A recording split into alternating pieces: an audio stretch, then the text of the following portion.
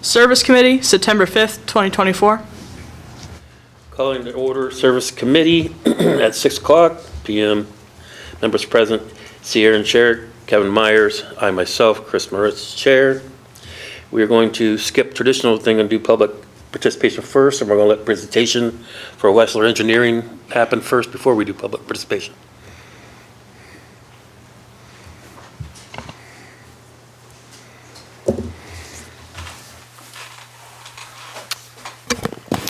Well, good evening, everybody. Thanks for having us here this evening. My name is Ryan Brown. I'm with Wessler Engineering. I serve as a principal of the company and will serve as principal over your wastewater project. I have with me Austin Worm, who is an engineer on the project as well. Austin is a native of Crawford County, and so really excited to have him involved in this job. A couple other key personnel that are working with us on this job are Bob Holden, who oversees our wastewater group for the company. Bob has about 30 years of experience in wastewater design and will be leading the technical efforts on this. And Ben Schrader operates in our local office, which is Bluffton, Ohio, just down 30. And so this is your core project team. You'll see a lot of us over the next several years. Austin especially will be, given his proximity, he's actually in the process of moving back to just past the Crawford County line to Shelby area. So he'll be very near to this project. A quick snapshot of Wessler. I know I haven't met many of you. We've been in business 50 years this coming December, founded by our current CEO's father. We're headquartered in Indianapolis. We have 6 offices in Indiana, 2 offices in Ohio. The local office to Bucyrus is in Bluffton. We have about 120 employees. We're adding more all the time. And about 45 which are engineers. We are an employee-owned company, so we answer to ourselves, and I think that's something that we really like to be proud of. We have about 30 or so shareholders that own the company collectively. And I would say that the biggest thing for Wessler is that we are specialized in water, wastewater work, so plant work. We've worked on some of the biggest plants around, plants well exceeding over 100 million gallons per day. But for our company size, that's a little unique. So we're proud of that, and our specialty in that service has helped many communities throughout Ohio and Indiana. I thought I'd go through a little overview of where we're at on the project. Currently, we're working through our basis of design report. That'll take the kind of higher level study that Arcadis did and presented to you back in February and put more real numbers, dimensions, equipment selections, etc. To the project. The goal there will be to pin down flows. I know the council is looking for 1 million gallons of reserve capacity as it relates to economic development. And so that's our target. And we've been working with both the Ohio EPA and the US EPA to identify what those flows need to be. We hope to have that report to the Ohio EPA next week. We look forward to their response on our proposed flows to get that feedback. Once we have that, that starts the next detailed design step. Presently, estimated project costs are at the $58.5 million that was presented to you back in February. As we refine that basis of design, we'll come back to you with an updated estimate, and we'll continue to evolve that estimate as the project progresses. We're also working on anti-degradation, which is an important permitting step through the Ohio EPA. Because we're increasing the flows of the plant, we have to accommodate this environmental step that occurs through the Ohio EPA. Funding's there, but we'll really be taking a strong look at that once we finish the basis of design report and establish what our scope truly is and also what those costs kind of dial in to be. Some of the significant funding sources are the WPCLF, which is the Water Pollution Control Loan Fund.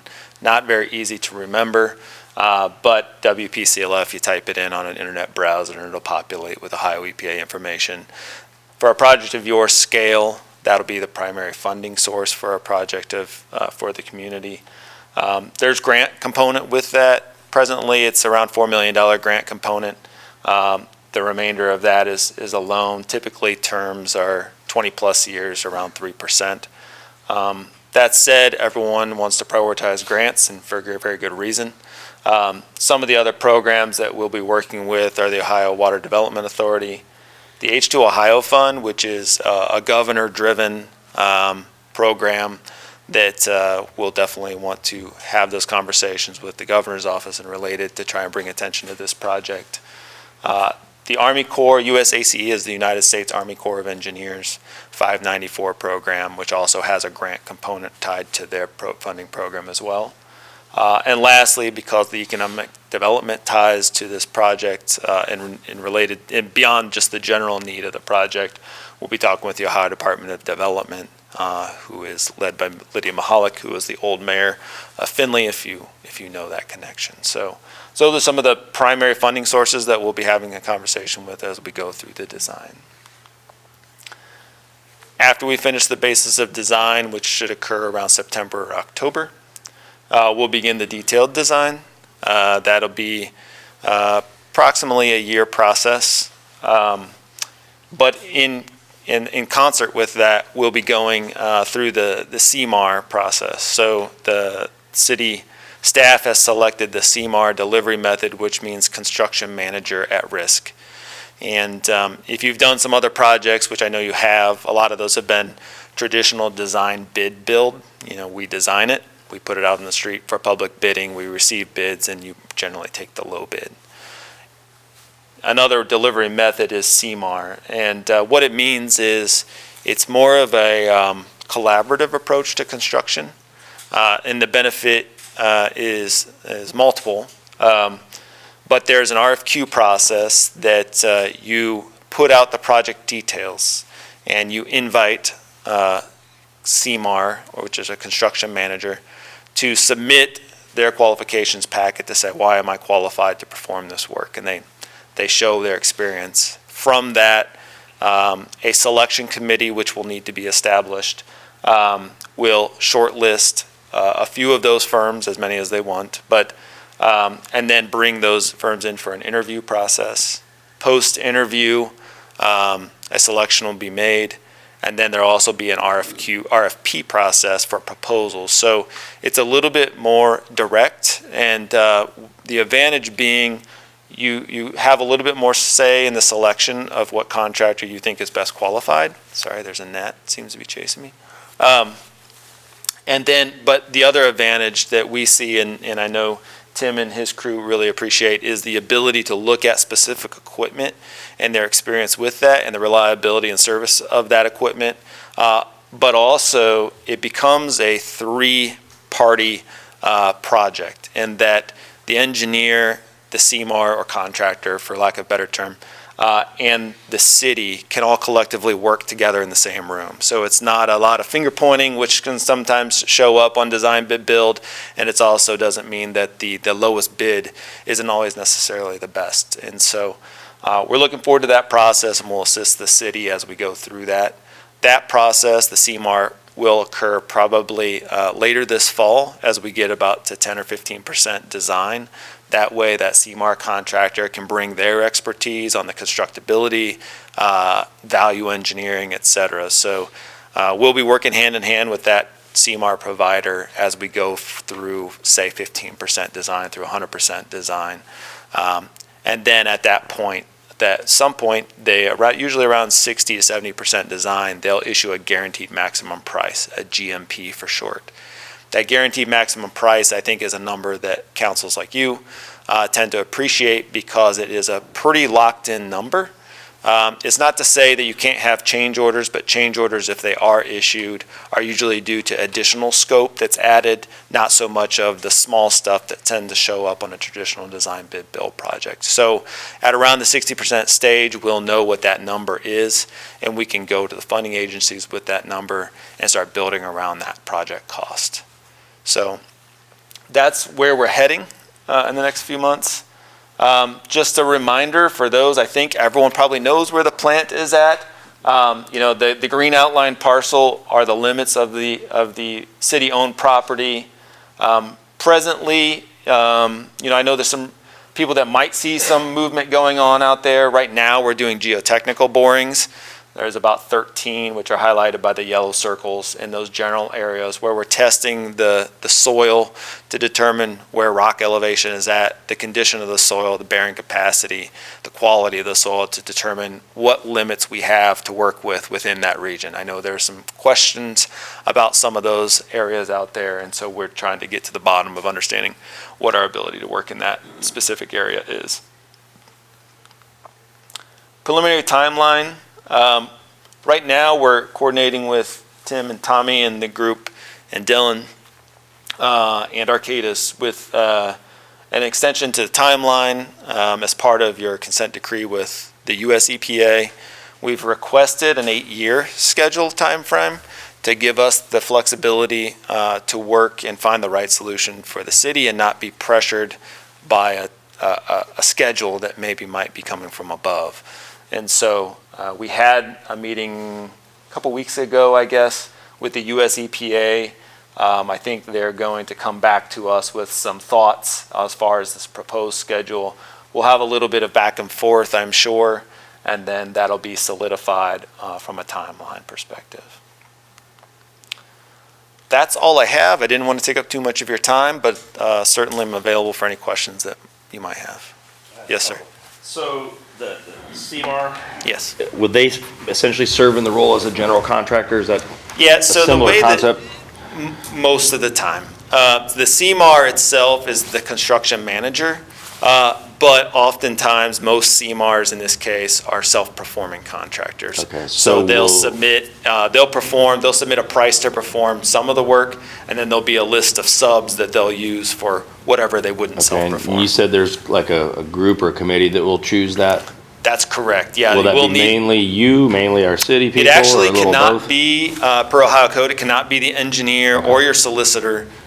It would need to be a group of community representatives. Typically, it is non-elected folks making up the majority. I think if I am remembering, I'd have to reread the code. It cannot be a majority of elected officials. It needs to be, but it is made up of city staff. And then when those subcontractors all come in, they'll do bids throughout the process? So they actually submit bids to the CMAR, and then the CMAR will present those bids back to the city.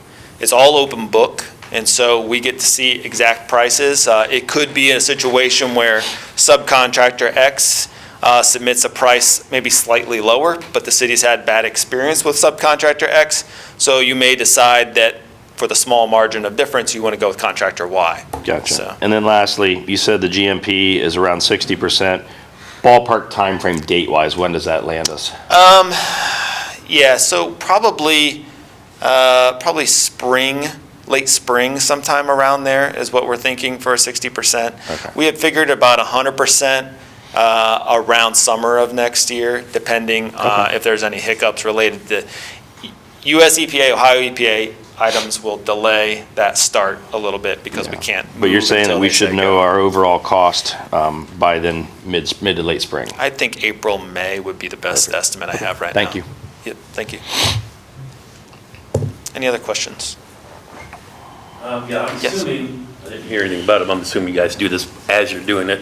Any new regulations or laws or chemical testing or anything that might be required for a new plant or existing plant would be engineered into this also? if they That's come up? correct. Yep. Yeah, a big part of this, we have an environmental group that evaluates the environmental permitting requirements as it relates to both the river, the site, et cetera. So we keep track of those and we'll stay I on know those. the state's doing stuff all the time. Yep. Oh, it's constant. And the anti-degradation that I mentioned is kind of a part of that process that kind of falls under that environmental umbrella as well.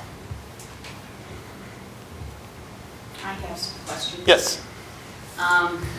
First off, it was my understanding that initially we were going to,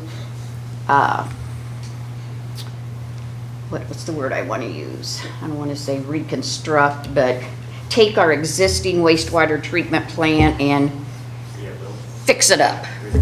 Right, rehabilitate, thank you. It's my understanding that now we're looking to build. a whole new plant, is that correct? No, so. No, okay. Yeah, so we are comparing those options. Oh, comparing So- options. So we have not, no decision Okay. has been made there. So we're comparing the rehabilitation, and so what we've been doing, Tim has been taking different tanks down at the plant so we can get our structural engineers to assess the condition of those. Some of those are quite old, 1930s era. So we're comparing that quality to determine how we can reuse them. But we are comparing that to some other different processes. And if they can't be reused, then we'll have to look at alternative building configurations, et cetera. And I know individuals on Arrowhead Drive. Are you familiar with that road? To the west, Yes. yeah, Okay. southwest, yes. Yep. Their concern is if there's going to be any building closer to their homes. Our goal is to minimize any kind of building there, but I think we're too early to know what that's gonna look like. I think in about a month or two, I can go back a couple to the exhibit here. He's got to bump back a little bit. See the blue, I guess I can't point to that, but you see the blue perimeter? That's what we said when we established the soil boring limits. We did put an arbitrary setback there just to try and keep some distance from that area. When we get to the point of being able to lay out some options, and I think, like I said, I think we'll be able to present that to you in a month or so. Okay. We'll have a better idea of what footprint we're looking at and what option we're going forward with. Okay, great. The thinking on that is that if we would have to use some of that field space, that there would be provisions to at least do something in that offset area to help, limit any effects for the residences that are in that area. Tammy, did you want to ask any questions, or? I guess I'm going to ask a question. Yeah. The other field, which is behind Brentwood. And where's the field? Where the forest is. Yeah, there's the forest, and then you're talking just to the right of it. Oh, yes, I see Yes, Brentwood, here. yeah. Yes. Yes. Are we looking to do anything in that area? We are doing borings in this area where the yellow circles are at to determine how viable that is. I think there's some historical questions about what was done there in the past. Okay, So I think we will want to see what those borings reveal. If we can use that area, then I think we would definitely explore that if we need to. Okay. We don't need to make a footprint any bigger than we have to, but given the scale of some of this, And that would be a waste of pump it. Yes. If we want to clear up there, it would more likely be the field, this field there. This field here. Yeah, there are some issues with that site.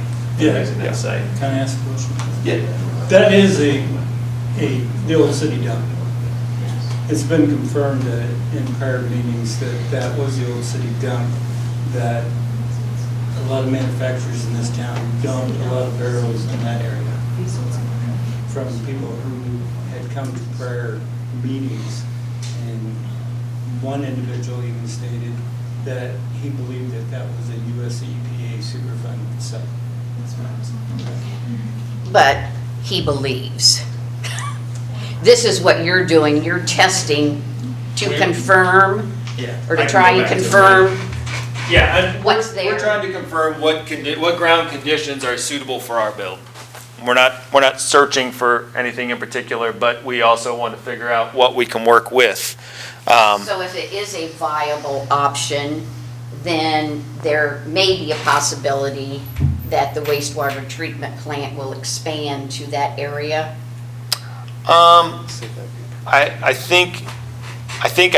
We don't know enough about what That's the fine. plan is going to be like. Okay, at I'm this just point. asking the question. At some so- point, there will be an exhibit showing on your screen where we Okay. propose the certain improvements that we're recommending to occur. And you're saying that we should know in about a month or so? I'd say a month or two, Okay. we will be back with that, yeah. We have preliminary equipment selections identified. We want to pin down the flows and get consensus from the Ohio EPA before we lock in too much more on the design. Okay.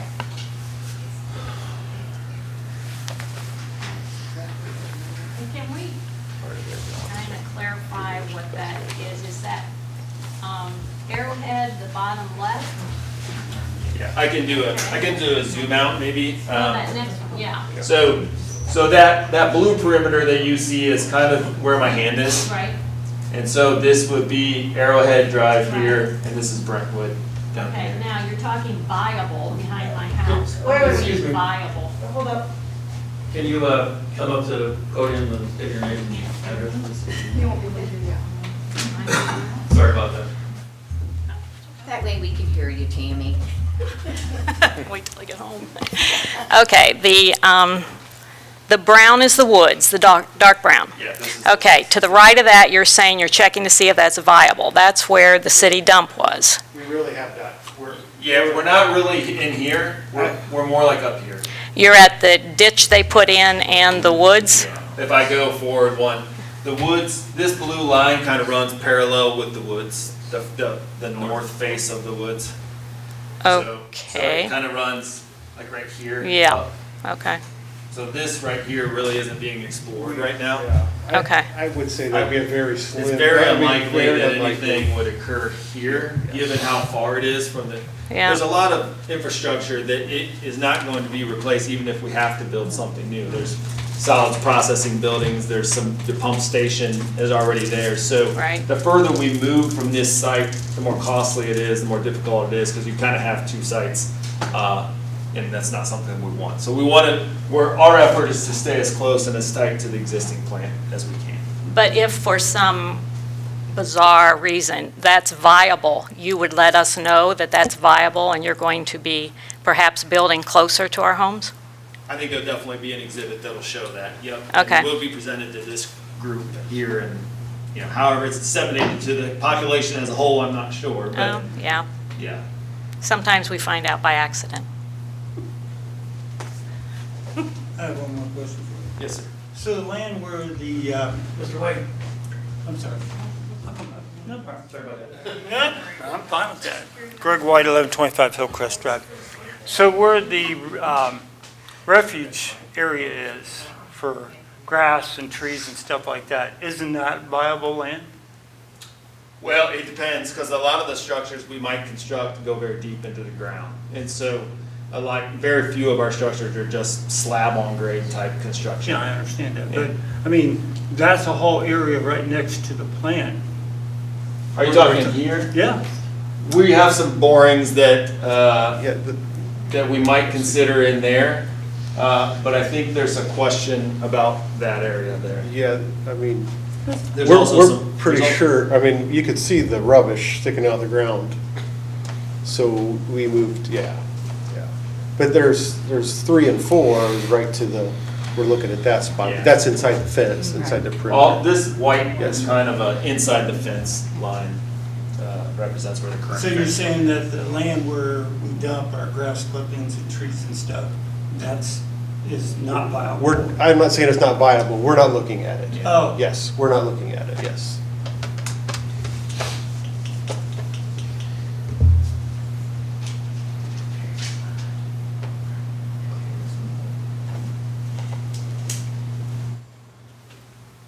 So I guess, I mean, I know there's a big interest in understanding location and stuff, and we will get to that point. I think we need to firm up, you know, at first what you're going to see is a conceptual block and line, circles type drawing, a very schematic based plan that'll be scaled to the aerial, that'll be presented to this group. And then at that point, I think a lot of your questions will be answered a little bit more. The boring company is supposed to finish up their borings next week, and so once we have the boring information back, we can kind of proceed with those next steps.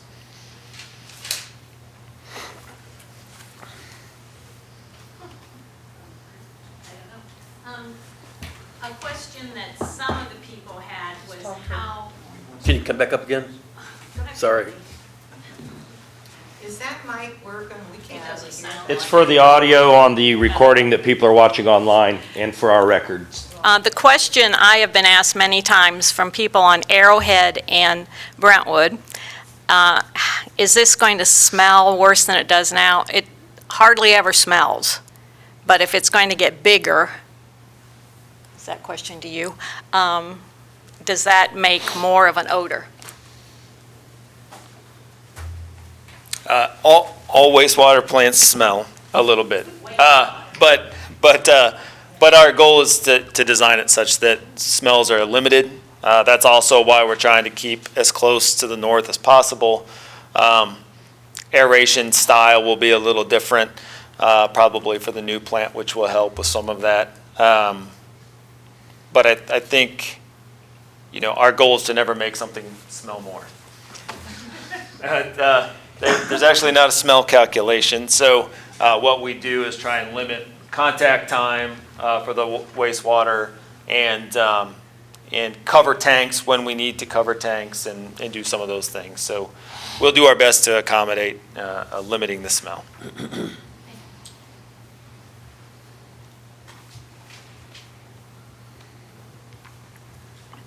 Any other questions? Well, thank you very much. I appreciate the time this evening. I have contact cards if you want them. Otherwise, I'd best probably just get a hold of Tommy or Tim and they can reach me directly. Thank you. Thank you very much. Thank you. This time I'd like to open up a public participation now.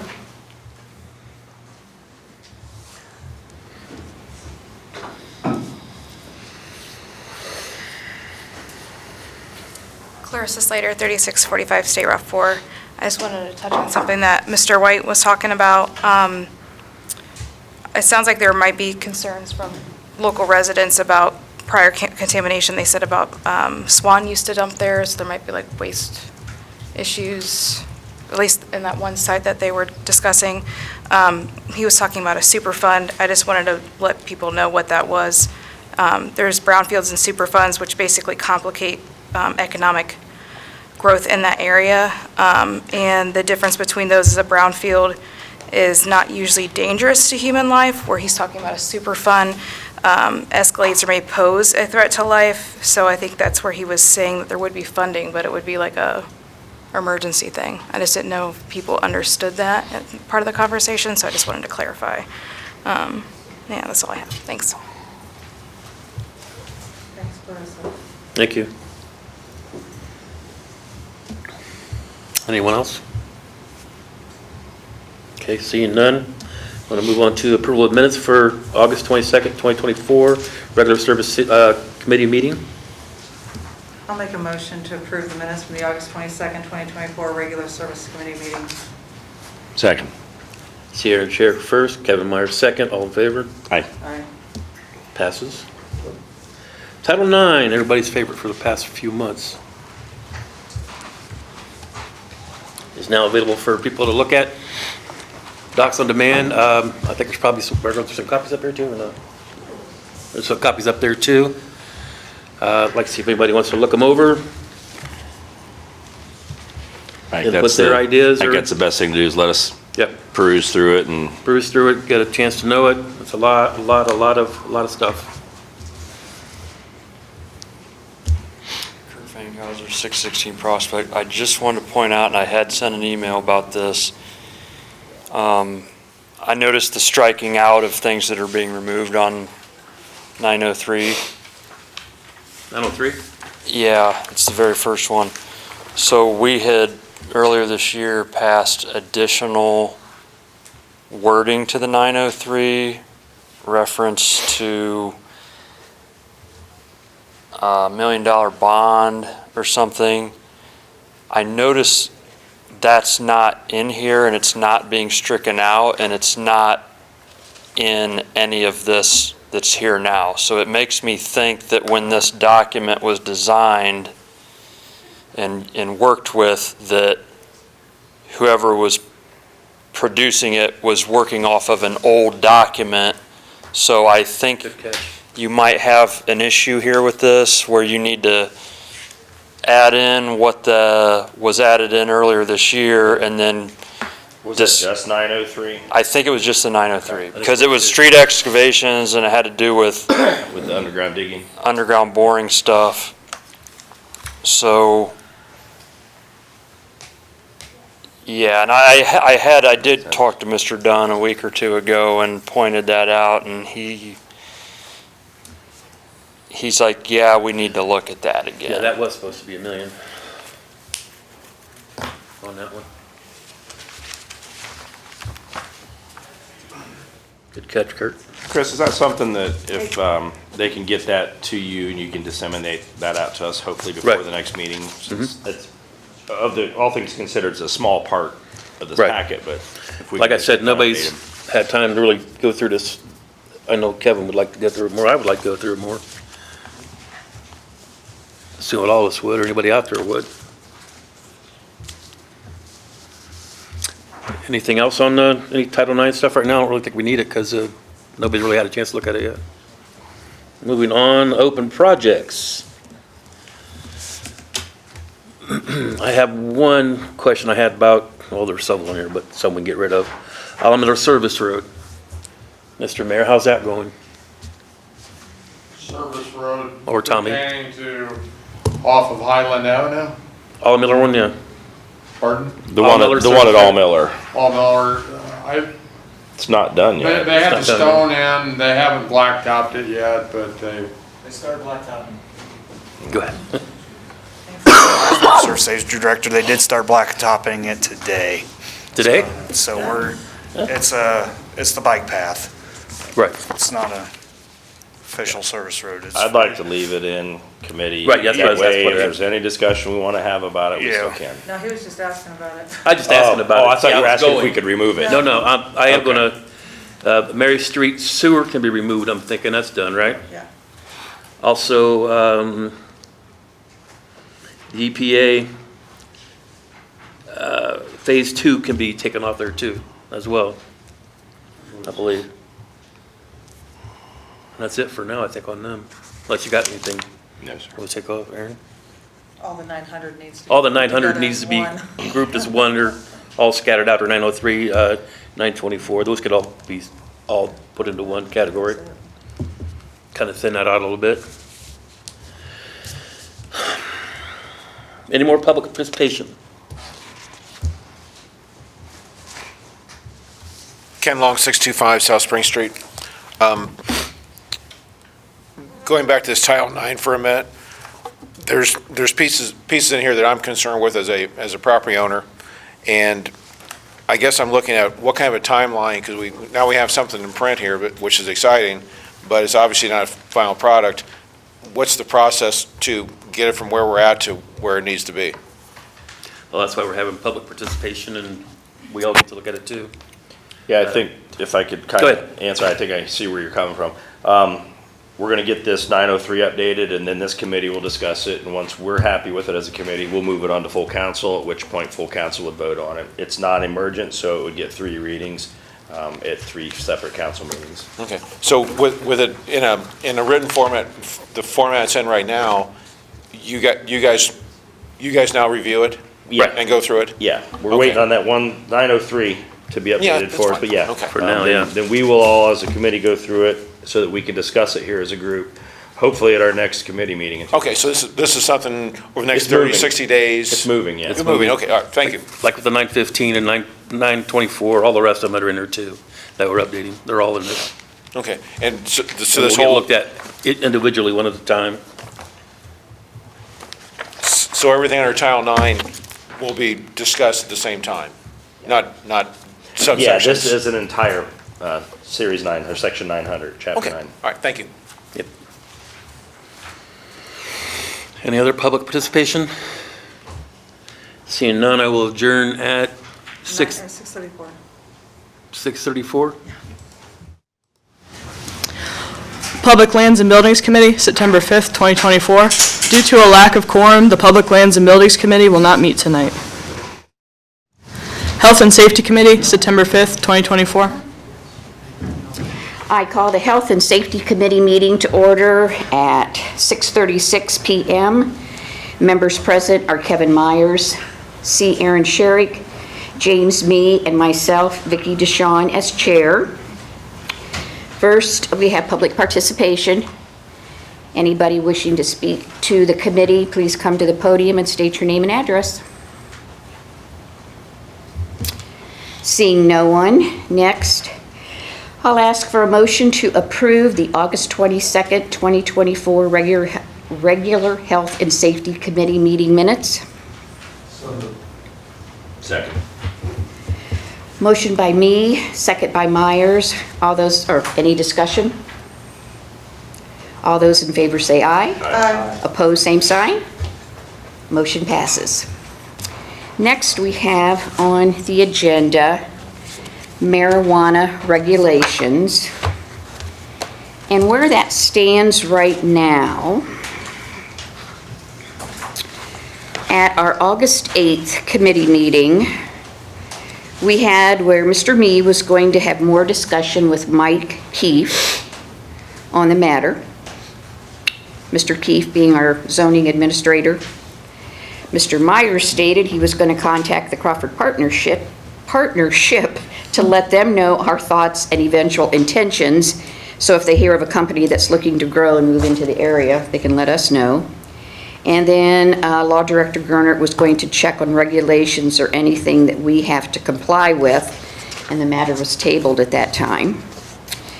Then on August the 20th,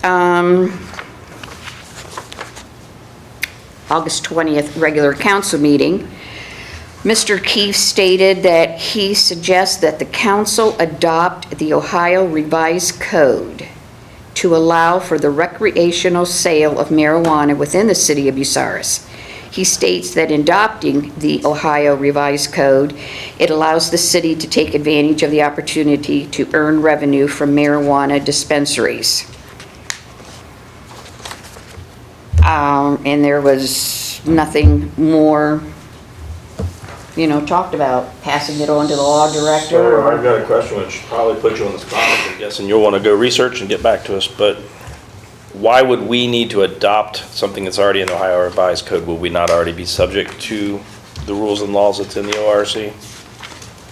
So as the scheme is set, each city and municipality can adopt rules whether or not they can put the dispensaries in their town or not. So essentially, we would be doing legislation that mirrors the ORC? Correct. Okay. With that, and I don't want to put, unless you have more. No. But I don't want to put the cart before the horse. Not on this. But I would like to request then draft legislation from your office that does exactly that, mirrors the ORC to enable us to take those steps here. Okay. And I would, we'll just request that draft legislation at this point. I would second that. Do we do that by motion and second? Yeah. Okay. All right, we have a motion by Myers, second by Sherrick, for the law director to draft legislation to mirror the Ohio Revised Code concerning marijuana dispensaries. Yes. Any further discussion? All those in favor say aye. Aye. Opposed, same sign. Motion passes. And I just realized I didn't vote on the approval of the minutes. So I'll throw in my eye there. You also didn't voice disapproval with them, so. I did say yes. No, I said you didn't voice disapproval. Oh, disapproval, okay. I don't know what I'm doing right now. Okay, let's see. I shouldn't admit that. Next, food trucks. Okay. Stick that there. All right, the last that happened on food trucks was on August the 8th at our meeting. And that was where I talked about having received a copy of the Fostoria, Ohio food truck ordinance from Fire Chief Schwemley. Mr. White provided us with the copy of the Ohio Marshal Code relating to food trucks and regulations. Those documents, copies were given to the committee members and were also passed on to the law director. And while the minutes don't state anything, I believe the intent was for him to use that information and to prepare draft legislation. Now, one thing, Mr. White, if I may ask you a question, please. I know you had indicated to me during a phone conversation or something that you had made a statement, Yes, I would like to. and you wanted to correct that. I have a statement. I made a statement about the fuel source for propane or natural gas or whatever they're using. Fuel source? Fuel source, they only have to be inspected once a year and Okay. not at every event. And I did want to correct that because I read the Ohio Fire Marshal's Code wrong. So I did want to correct that. That's why I called you right away, because I went back, watched the tape, and then I wanted to correct myself on that. That's why I called you. Now, with that said, local municipalities can inspect at a greater incidence of that. So for instance, But you have to have an ordinance for that. I don't know if it's an ordinance or, so during the Browers Festival, the Bucyrus Fire Department inspectors would go and inspect each of the food stands and food trucks, and they do an inspection. And that's one of the things they're looking at. I think one of the things they're looking at is to see that they had that annual inspection done. They have to have at least an annual. Correct.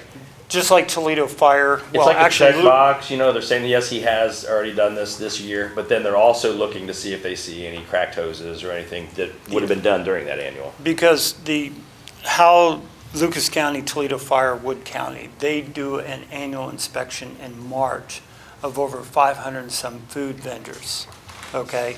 Where they have a 3-day event, and the food vendors have to schedule during those 3 days. And it's like an assembly line. The health department's there, everybody's there, and they go through each and every one and give them their certificate to operate within those jurisdictions. All the fire departments come together and everything like that. It's a nice little thing. So, but when you're dealing with the jurisdiction having authority, okay, which is Bucyrus, it has to go back to, we have nothing on the books except for the fire marshal rules and regulations. It'd be kind of like the marijuana thing. Maybe we should draft an ordinance or whatever mirroring what the state fire marshal. Yeah, and that's kind of what we asked for at our last meeting, and Right, and we still, nothing has been done, but he's here now. he's just hearing it for the first He's time. here for the first time. So he's But adding that to his list. to me, the marshal's rules or the state fire code is basically set to a high standard. Yeah. And then, stuff like this, because in talking with the fire marshal personnel that I know, they basically, at the local fire officials, do not enforce or have inspections. The state fire marshal's office has to come in and do the inspections. And I know it doesn't necessarily pertain exactly to health and safety, but I'm interested in also having a local licensure for them, mainly so to capture that the income tax is being handled properly, so that if a food vendor decides to drive into town and set up, whether it's 1 day or 364 days of the course of the year, that if there's income being generated, that they are being properly Well, taxed. that'd be something totally separate than what the code actually says. I understand that. That's why I'm saying if we're looking at something local, as Right. a local ordinance, I would like to incorporate, a local licensure as well, or permit. That's fine. It's whatever you guys. So that we it's capture whatever all you that guys want to information, do. My thing was to just bring information that you guys didn't have, that I researched and called some people and got it. I'm mainly stating that so that Mr. Gobrecht can, when he's looking at putting things together, consider that aspect of it as well as just the safety side of it, as a whole package. Yeah, sorry. So you're just talking about Fostoria having those food inspectors. Is that state regulated? No, That's just, Toledo, Lucas County, Wood County. okay. Okay, they have all banded together, okay, and have a yearly, because they have like 500 and some food trucks up there. Okay, so it's not a state inspection? It is their own inspection, because their forms are right here. They use the state form for the inspection. It's in the handout. Okay. So, They would pass state inspection if they passed that? yes. And they're given a license up there, but then they are also, according to Toledo Fire, the guy I know up there, they do on-spot inspections at any time up there. They can actually come in and do on-site inspections to look at any code violations. They do get complaints of certain things, and they have to go out and investigate those complaints. Okay, Okay. so I'm not going to get into detail what some of the complaints are because it's their thing. But they do on-site inspections, they do go out and do complaints, investigations that someone's not doing what they're supposed to be doing and stuff like that, so they have to go out and inspect it. But most of the forms that they have is pretty well self-explanatory. They use the state form, plus they use some of their own forms, okay, to do the health inspections and the local health department, Lucas County, Wood County, health inspections and stuff. So basically, I provided everything I could give you that I I appreciate your research. Hey, that's what I like to do. Thank you. Thank you. Thanks, Greg. I believe, Miranda, that you were provided by myself copies of what Chief Schwemley had given to me, as well as copies of what Mr. White had given. Yes. Which also were provided to Law Director Gernert. I can send those to If you would be so kind as to send those to our interim law director, I would appreciate that, so he'll have that information to work on draft legislation. Thank you. Next. So we already asked for draft legislation last. Oh. Oh, yeah. Well, Do we need to do that again? I guess we ask it of the law director, Yeah. and now this is going to be the interim law director. I have the opinion that we do not need to ask again. It's been Okay. asked of that office. That's fine. So we don't need to have a motion? I don't think Okay, so. okay, great. But our interim law director has his own private email, or has his own city email address, so that's why I'm saying for Miranda to send to him, because he does not have access to Mr. Gernert's email to where those documents were sent. All right, next is going to be, and I need to get the proper title, Sex Offenders and Spaces for Children and Families. That was referred back on July 23rd, both to the Health and Safety Committee and to the Public Lands and Buildings. At our August 8th Health and Safety Committee, Gernert, on our July 25th Health and Safety Committee meeting, we asked that Law Director Gernert create a draft legislation. Then at the August 8th 24 committee meeting, we referenced that he is working on draft legislation. So I guess we're back to same thing, if you would forward to, I am not even going to try to pronounce the last name because I goofed it up before. Gobrecht. Gobrecht. Gobrecht. We'll work with her on it. Brandon. So yes, if you'll forward that information, then Miranda, that'll be another.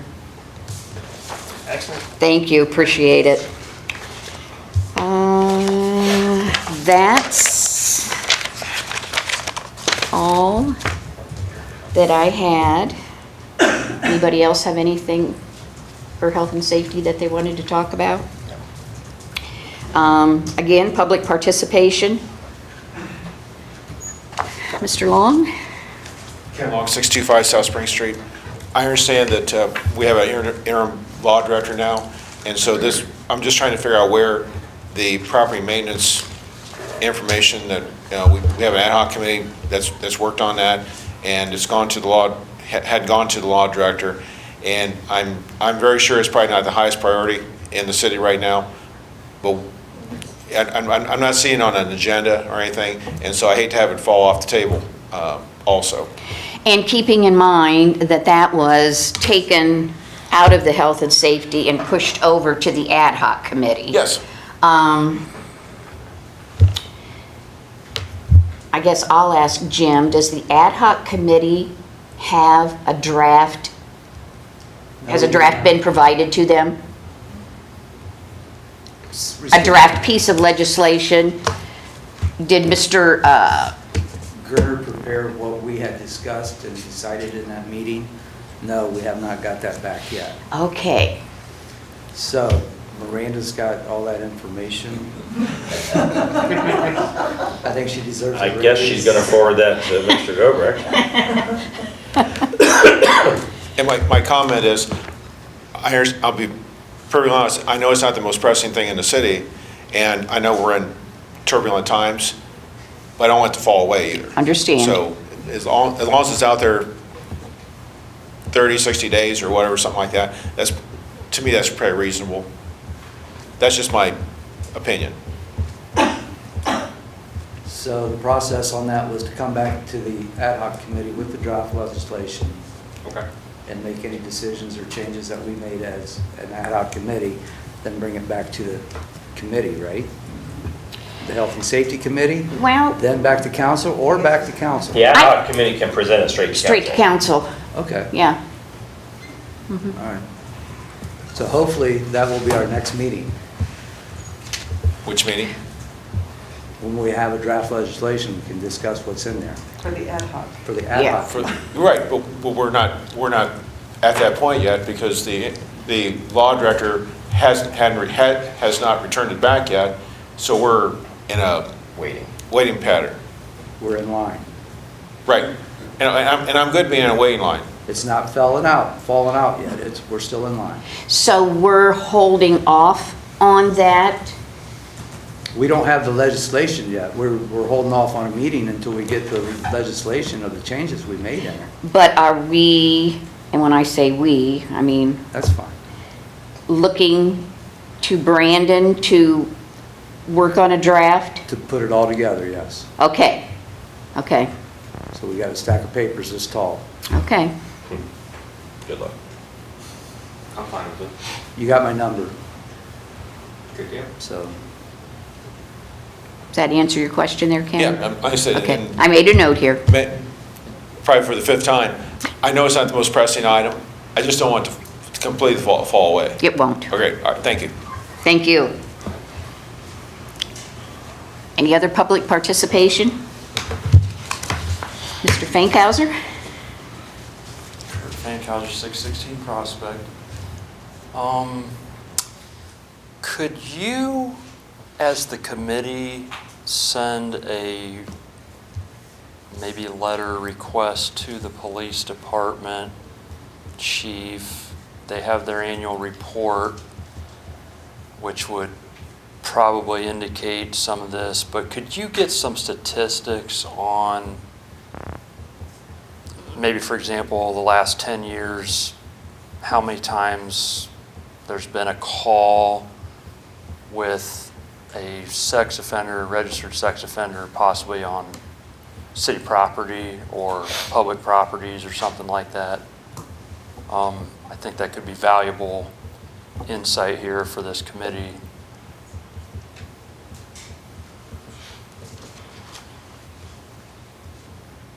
Oh, and the other thing,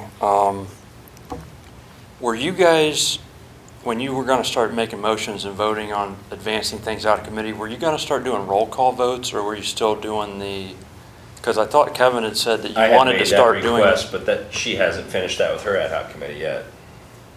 Oh, for the so you're rules and thinking about putting procedures. that in the regular council? That's what I had asked Okay. for, yeah. Well, there wouldn't be anything that would prevent you from doing that now, if you wanted to start doing it now. It's at the discretion of the chair. Yeah, I intended on it in finance, just Okay. Okay, yeah, we'll let Kevin, test it. yes. One question on that. Sex offenders register with the sheriff's office, probably not the police department, correct? Yes? Okay, go ahead. Yeah, Clarissa Slater, 3645 State Route 4. The purpose of the ordinance, or that, the purpose of me bringing it up in the first place was that there's this, at a state level, there isn't a, and sorry, words are hard for me right now, so there isn't a revised code that prevents high-tier sex offenders from being in spaces for families and children. That are, the only thing right now it states is they can only live like, I think it's 500 feet, 5,000 feet. It's a number of feet away from a daycare facility or a school. Thank you. So the purpose was to ask for something to fill in that deficit. So if there's nothing to report, or if people know this discrepancy, then I'm not sure what requesting it would be, because a lot of times we're probably going to say, well, that's up to their probation officer, and that's, again, probation's only like 2 or 3 years. So once you fall off probation, if you have to register for 15 to 30 years, that's where the concern is. So, but yeah, thank you. So are we saying we want legislation? I thought that was already voted I on. think we had asked for Yeah. a piece of draft legislation. My comment was that there may not be any data, because as it stands current, if they get a call like that, there is no recourse to follow through. And when you say data, you're referring to the request that Mr. Fankhauser made? Correct. Okay. It's going to be, there may be data, but it's going to be gray and sparse, because depending on who the known person is, if it pulls up on the CID and they say, well, they're not on, but they can't even know if they're on probation. I don't think they'd have to pull them up through leads, I think, for them to know if they're on probation, which dispatch doesn't just pull people up on leads, I don't think. Okay. It has to be like a record search, so, yeah. Okay, thanks. Thank you. So I guess the question I would ask of the committee is what their thoughts are to the request of Mr. Fankhauser. Well, I think we've already asked for the legislation. He asked us to make a request to the police department. I mean, we can ask that question, and they may come back with 0. They might come back with a number between 0 and a high number. We don't know that. And like he said, it could be information that could be handy to us. Okay. It might not give us anything. Okie dokie. I don't think I need to have a motion and a second on that, do I? I think you, as the committee chair, can just send a letter or an email to them and ask. Okay, I can do that. Okie dokie. Any other public participation? Okay, seeing no one, we'll adjourn the Health and Safety Committee meeting at 7:00 p.m. Economic Development Committee, September 5th, 2024. Due to a lack of quorum, the Economic Development Committee will not meet tonight. Platting Committee, September 5th, 2024. Planning Committee, come to order. Aaron Sherrick, Carolyn Scheinman, Vicki Dennison, James Mead, Chair. Any public participation for plating? Jim, Yeah. excuse me, Ms. Shireman is not present tonight. Ms. Shireman is absent tonight. And that's Ms. DeShawn, not Dennison. Oh, I didn't even pick up on that. I'm trying to get to the list, I'm sorry. Let's start this over. Sorry, Jim. Members, Aaron Sherrick, Carolyn Shireland's absent, Vicki DeShawn, and James Mead, Chair. Call to order at 7:01. Public participation? Seeing none. Need approval for the minutes of August 8th, 2024, regular Platting Committee meeting. I will make a motion to approve the minutes for the August 8th, 2024 regular Platting Committee meeting. Thank you. And I will second that motion. Thank you, Vicki. All in favor? Aye. Aye. Changes to BCO 1189.03B, general resurfacing. And we need a little nudge on this one. We don't have an ordinance number on it. It says resurfacing. The ordinance amended and supplemented section 1189.03 entitled General Requirements under chapter 1189, entitled Off-Street Parking and Loading Requirements under Title 11, entitled Additional Zoning Requirements under the Part 11, entitled Planning and Zoning Codes of the Codified Ordinance of the City of Bucyrus. So we needed something added to this. 1189.03 General Requirements under B. We wanted to put single-family homes plus 3. Is that correct, Vicki? Well, all I know is that you were, or I think it was Mr. Mauritz, was questioning what the definition was for a single-family residence, because that's referred to in the general requirements under B. And back on August the 8th, I reported out that Mike Keefe, our zoning administrator, stated at the July 25th meeting that he needed more time to look into the definition for a single-family residence. And the matter was tabled at that time, and there's not been any. I had talked to him, he said 3, so. Pardon? I had talked to Mr. Keefe, and he had said 3. I had talked to Mr. Mauritz, and he was okay with that. Is everybody okay with that? So where it says, all off-street parking and loading areas located in the downtown business district, except for parking areas serving single-family residential uses, shall be properly graded, drain marked, da-da-da-da.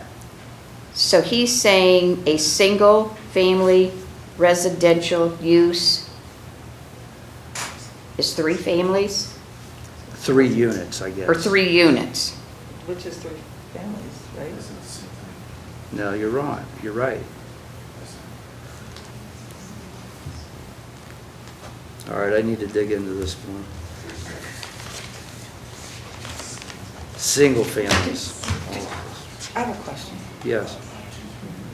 Do we Because have this is- single-family residential units that aren't a part of a anything downtown business district? Chris, do you remember exactly what your question was? Chris Perez, 226 Plymouth Street. Yes, as I was, the state was saying that it was 4 for single-family dwellings to be, 4 units, and 5 would be more like a commercial type units. And I don't think anybody downtown has anything with more than 4 units, actually more than 3 units in the downtown city area, the business area. So I don't see what really problem for us to do something different than the state, unless we have to go by what the state says. And if we do, then it's just 4. So that would be the Units. General Business District. Right.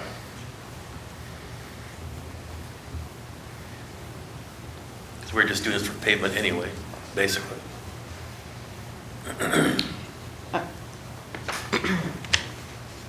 I don't know, maybe I'm being I wish somebody would. goofy here, but if you look under chapter 1139, the Bucyrus Codified Ordinances for definitions, it says that a dwelling is also referred to as a residence, and it refers to a single-family dwelling, means a building designed for or occupied exclusively by one family.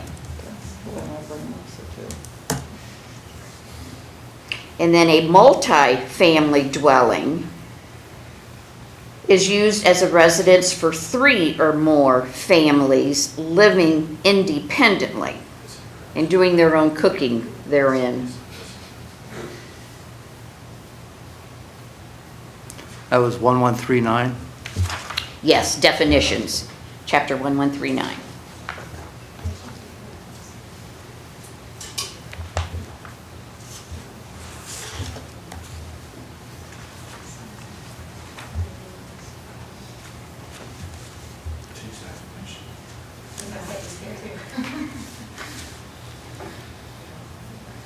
All right, I'm having a hard enough time up here. Come on up if you want to help.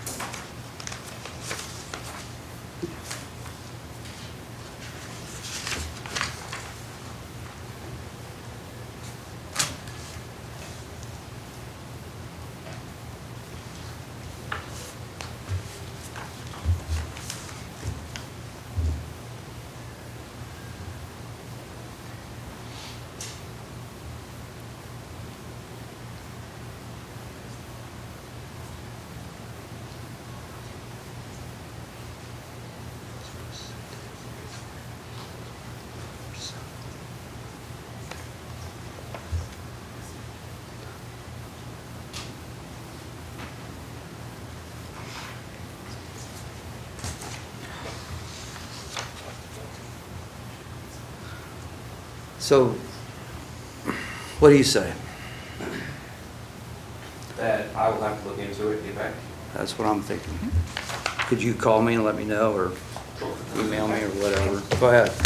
Can we also find out how many this would affect in the downtown business district? It's general resurfacing. Right, I mean, but everything except for single-family homes, how many of the places in the downtown business district are actually affected by them? Very few. That's what I was thinking. That's downtown business district Right. right there. You can have that. No, but are there technically places downtown business district that are only single-family residences and not a business or something as well?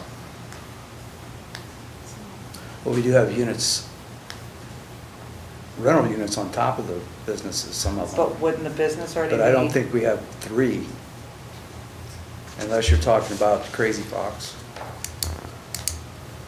But wouldn't the business That already should be be something separate, like? That should be an AR, right? Yep, Fox is an AR. Apartment. In other words, is this even something we need to worry about? This exception, since we're only really worried about the downtown business district to begin with? Vicki, what's your thoughts on it?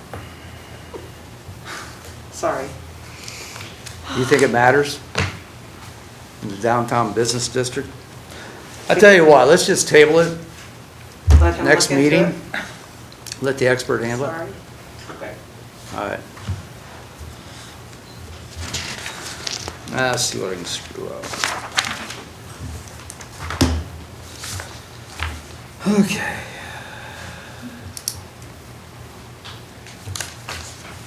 So we also have we had a draft ordinance for the amendment to the Bucyrus codified ordinance to include ponds. And we have to add the engineer McKeever's criteria in with that ordinance. And that never got done. What page is that?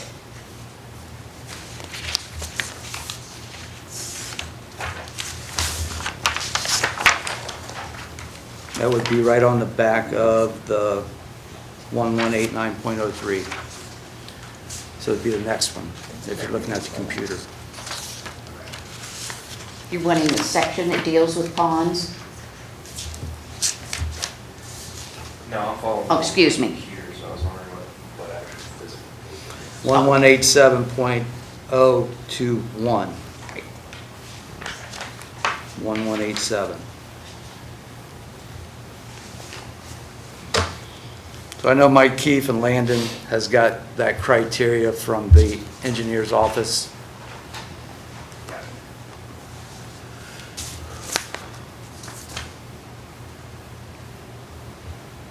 We good? 316 and 320 East Woodlawn. They are a AR.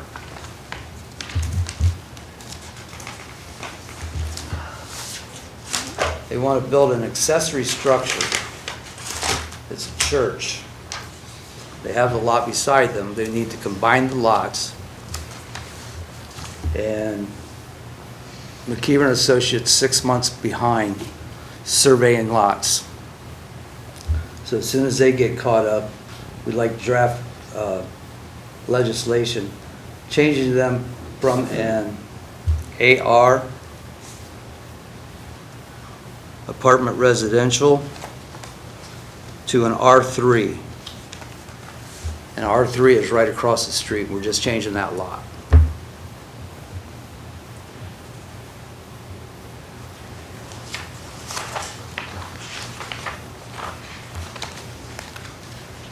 Any comments? Well, at the August 8th committee meeting, Mr. Gerter stated that he could go ahead and prepare draft legislation at that time, insert the new permanent parcel number into the draft once the parcels have been combined into one, and also the permanent parcel number that it's been assigned, and then can present the draft legislation to the Planning Commission because we'll have a public hearing. We got to go through our little, But I guess what I'm saying is that in the meantime, if Brandon could follow that same procedure, go ahead and prepare the draft, have it ready, but just wait for the insertion of the new permanent parcel number yeah. into the draft. Flow chart for the amendment process of rezoning parcels within I gave you the other day.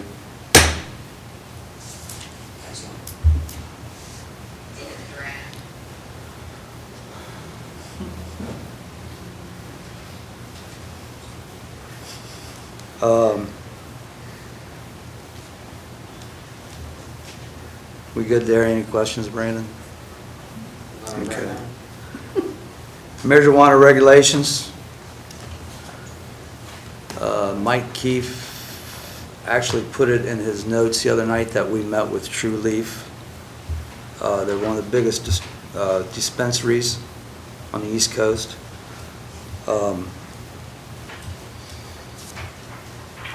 They were interested in north into town where Route 4 and Route 30 meet.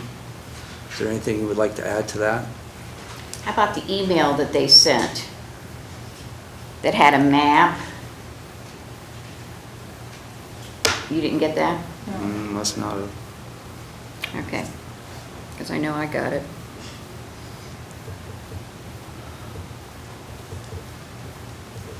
What'd that say? Well, off the top of my head, I don't know, and I shut my phone off. Okay, don't worry about it. Yeah, just Yes, forward it. yes. Forward it to us. Yeah, and I'll check and see who it was sent to. I didn't think it. Because it had a colored map.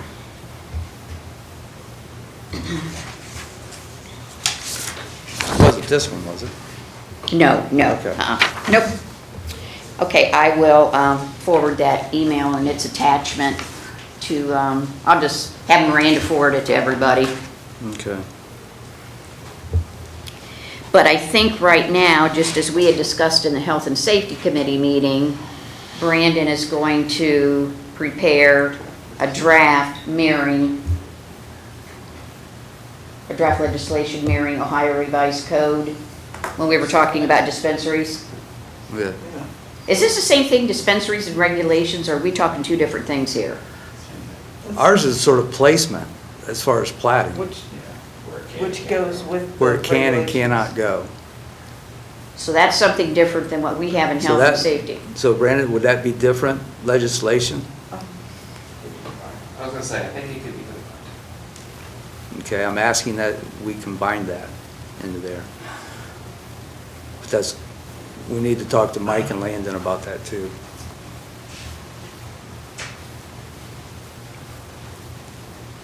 My personal feeling is I don't want it in downtown. If they want to be up on the north end, that'd be great. Personal preference, I guess. How do you feel about that? No, I was gonna say, I thought Mr. Keefe said that that was part of the ORC, that's why he would combine it, because they had big rules and regulations as to how close it could be to other things, and that was one of the things that was in there. Yeah, and they're very So- limited because we have so Yes. many churches and schools in this town. Mhm. Okay. Yeah. All right. Vicki, is there anything you want to add to this subject? No, not on marijuana. Mm-mm. Food trucks, we already covered that, right? Or, no, do we, as far as plating, do we talk about placement? Where they can be, where they can't be? Or do we add that to the legislation? No? But it's in the assigned parking spaces. You're not creating new parking spaces for them. Okay. There was something said. Yeah, would you please refresh me? 1125 Hill, Chris Struck. The thing was about residential areas. Yeah, Okay, where the city of Bucyrus is going to allow food vendors to go to special events, cater parties or whatever in a residential area. And I think we decided that we weren't going to restrict that because even Mike even brought up the fact that it's maybe only a 1 day or, because we also talked about yeah, that's right. the auction people. Okay, it's usually only a 1 or 2 day event and that it wasn't going to be a permanent site that, but he did say that we should be somebody brought up the fact, and I have to go back to videotape, about issuing a permit, just like we do for other things, that we at least issue a permit. Right. Am I correct, Vicki? Okay, thank you. So basically, that's what Mike said. He wanted a permit to be issued, just like if you closed a street down or anything like that. And that way, in the permit thing, they would have to have barricades or cones or whatever, or signs or whatever, just like any other type of event on a private street. okay. So if there's an auction and they want a vending machine, it's a big auction, you think we should have a permit? That's what I think Mike was bringing up about a Okay, permit. how do you guys feel about that? Having a permit? Yes. Oh, yes. Oh, yes. Mm-hmm. So can we add that? I think that could be combined into that other. That's what I'm asking, combine that? I'm sorry, I'm trying to go off the top of my head, and you're pointing at me, I'm like, okay, yeah, I gotta think about this for a minute, but I know that's what was discussed at that meeting when Mike was here, Okay. so. And that information will be in this Fostoria ordinance and, Yeah, it can be added to wherever you want to add it. You guys are the legislation branch of the city, so you can pretty much put whatever you want in. all right. Okay, we're good with that. Okay, updates zoning and plating codes. So, going to go out on a limb here and see what you guys think about this. Is creating an ad hoc committee that just answers to the Platting Committee on rezoning, because we have 9 different zones, plus we have conditional and permitted zones. So we just want to simplify that. So I'd like to create an ad hoc committee of 5 people that are familiar with zoning. That would include Landon, Mike, me, Mr. Stuckman. and, yeah, Mr. Stuckman, maybe somebody from BZA. Well, Stuckman's on BZA. Mr. who? Stuckman? Stuckman. Yeah. Or Stucker. Bill Stucker. Stucker, sorry. Go ahead. I might be wrong, but I think that the council has to create an ad hoc committee, that a committee can't create an ad hoc committee. Really? Yeah. Okay. So, might Well, wanna that was double check, one of my but questions. We were just discussing that, and I think that that's done on the council level. Okay. So we'll put that on council. Miranda? You're awesome. Can you also make note of who he stated so far? Thanks. All right, anything on open projects? Yes. Chapter 905, sidewalks. This was the one where council is the one that must handle sending out sidewalk repair notifications. And we wanted to take that out of council's hands and put it into the administration. But back on August the 5th, Mr. Girdert informed us at that council meeting that the Ohio Revised Code dictates that council must handle the sidewalk repair notification. So we don't have that change to make. The other change, Jim, was when you were asking about under permit for construction or repair, it states right now, no person shall construct or repair a sidewalk until he has secured a permit from the Service Safety Director. No charge shall be made for such permit. And you were talking about looking at, doing a charge for the permit.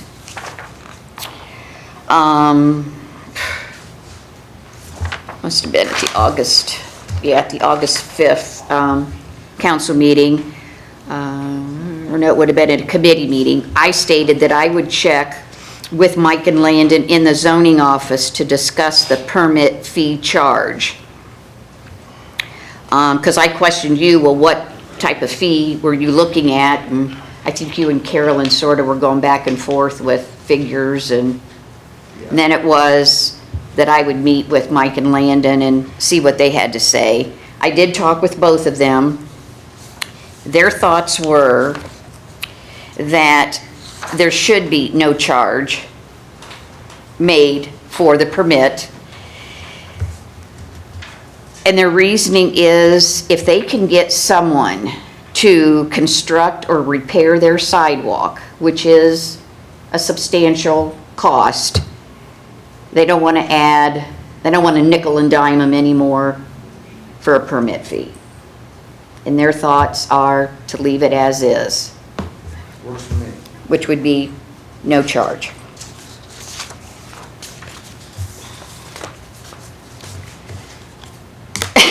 Go ahead. I'm sorry. No. I missed when Mr. Gerner had said it was in the Ohio Revised Code. Yep. But this being a home rule state, if we made a rule around that, wouldn't that be acceptable? A rule around.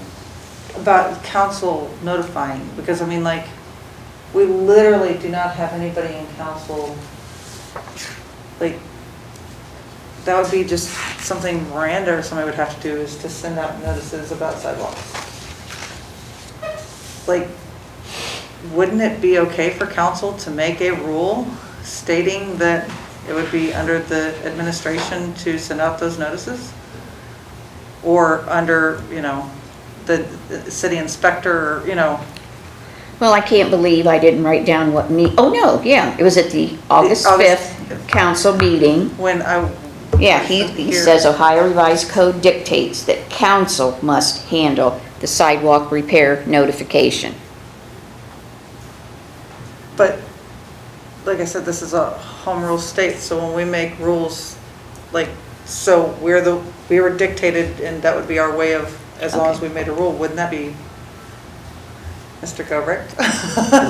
Is there any way around it, is what she's asking, to turn it over to the administration? I can look into that. Would you please? You're awesome. And isn't this all part of 900 series still yet? Well, but if you look at There's a lot of it skipped, that's why I was, that, if you look at the 905, that isn't one of the chapters that was amended. right. But the entire 900 was put in to be amended, but then we only amended certain parts. Do you want to, oh, I thought you, He's on the same thought. He's the one that literally Chris, sent it. 226 Plymouth Street. That's because that one was already being worked on before we decided to do all the Title IXs. That should have been already in the works to be worked on. We've been working on this one for a while. I say, yeah, it's just, when we pass it, it's best to have it all. Yeah, like we talked about earlier. you're saying that we didn't start talking about chapter 905 until after you started working I think on, it's before, actually, yeah, the other way around. It's the other way around. Yeah. really? Working on stuff. I thought we started. Because initially Chris only had a portion of it, and then you took the entire thing. Yeah. Because this all started back with the 502 Gay Street sidewalk. And that was all before? Okay, I'll trust you Craig White, 1125. until I check into it. One of the reasons why sidewalks wasn't done was because of the project maintenance code, and that it could be done through the complaint could have been anonymous or whatever. I think you remember this conversation too. And we had a big, long, lengthy conversation about this, that someone could be anonymous, report that to the property maintenance as anonymous, that the sidewalk is deteriorating, whatever, and that they were going to allow that just to be handled through the property maintenance department, and from if someone reported it. And there was a lengthy discussion about that one. But that's one of those things that we would have to add into the 905, which is a part of the 900, which is. Yeah, and that's why nobody brought that up then, because they said the property maintenance code was gonna look into that, and the ad hoc committee was gonna research that part of that property maintenance code to see what could be done. And then Mr. Gurnett threw in his wrench. Yes. That's when he threw in the high-rise code. Yes. Would you check the Ohio Revised Code for us, please? See if there's a way that we can do something in our rules to, Turn it over to the administration, because it's. because that's an administrative duty. I believe, she believes, I'm pretty sure Vicky believes that too.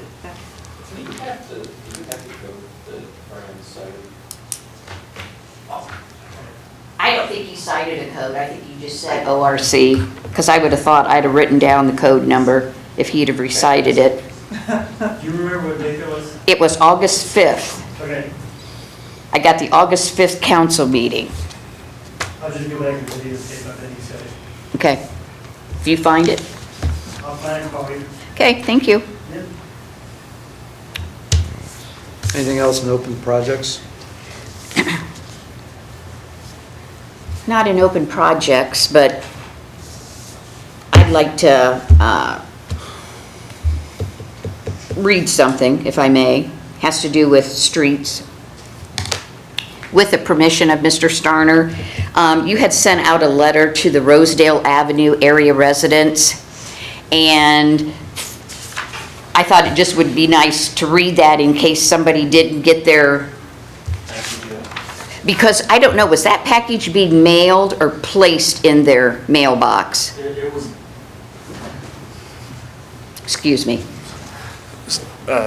Tommy Starner, Service Safety Director. It was actually mailed. Okay. And we did have 2 that came back from the Rosedale, and we actually delivered it to the Okay. house themselves.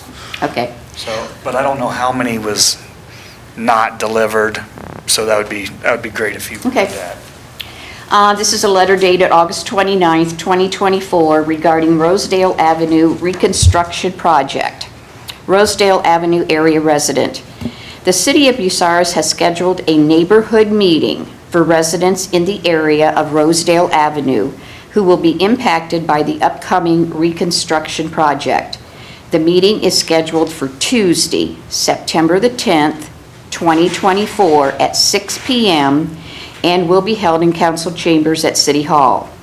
Representatives from both City of Bucyrus contracted engineers McKeever and Associates and the contractor performing the reconstruction, Dirt Dog Excavating, will be present to explain the project. This is also an opportunity for residents in the area to ask any questions or raise any concerns they may have regarding project. You know your neighborhood, so we encourage you to present us with any information you think may be beneficial to the project. If you have any questions prior to the meeting or unable to attend but still have questions you would like to be addressed, feel free to contact me, this being Tommy Starner, Service Safety Director, at 419-562-6767, extension 224.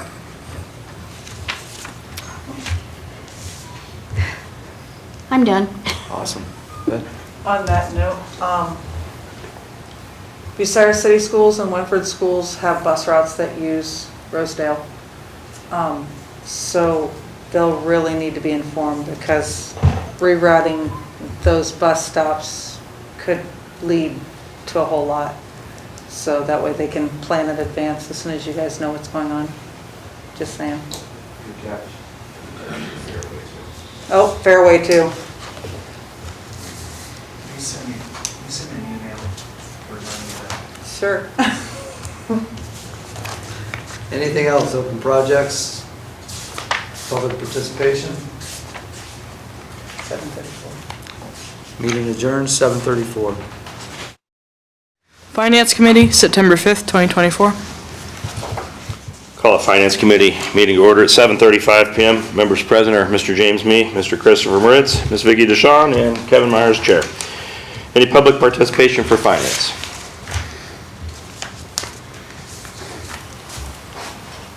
Kurt Fankhauser, 616 Prospect. I was looking back through the Finance Committee's request for the millage of the upcoming levy, and I was specifically looking for documentation regarding what equipment that the police and the fire department were requesting the need, and I thought I was going to see like an itemized list, said we need this, this, this, this, and all I was able to find was just a blanket, like police department says they need this much money, fire department says they need this much money. It didn't lay out any specific It lays it out. apparatus. You did see it? Yeah. We talked last night at about 8:45, and I haven't had a chance to look through my stuff yet for you. But there is a document out there that shows all of I that. couldn't remember, but I think Yep. according to Vicki. Okay, yes. could you email that to me possibly I've got it right, tonight? I can go right to it when I go home. I can email it to you. Okay. Any other public participation? You have in front of you the minutes from the August 22nd, 2024 regular Finance Committee meeting. I'll entertain a motion to approve. So moved. Second. I have a motion by Mr. Me and a second by Mr. Mauritz. Any discussion? If not, I'll do a roll call vote. Mr. Me? Yes. Mr. Mauritz? Yes. Mrs. DeShawn? Yes. And I'm a yes. The motion carries. The next on the agenda is transfers and appropriations for the purchase of real property. Since full council has not taken any action on this yet, this again will be tabled. Are there any open projects that anybody wish to discuss, Mr. Me? No. Mr. Mauritz? No. Mrs. DeShawn? No. Any public participation?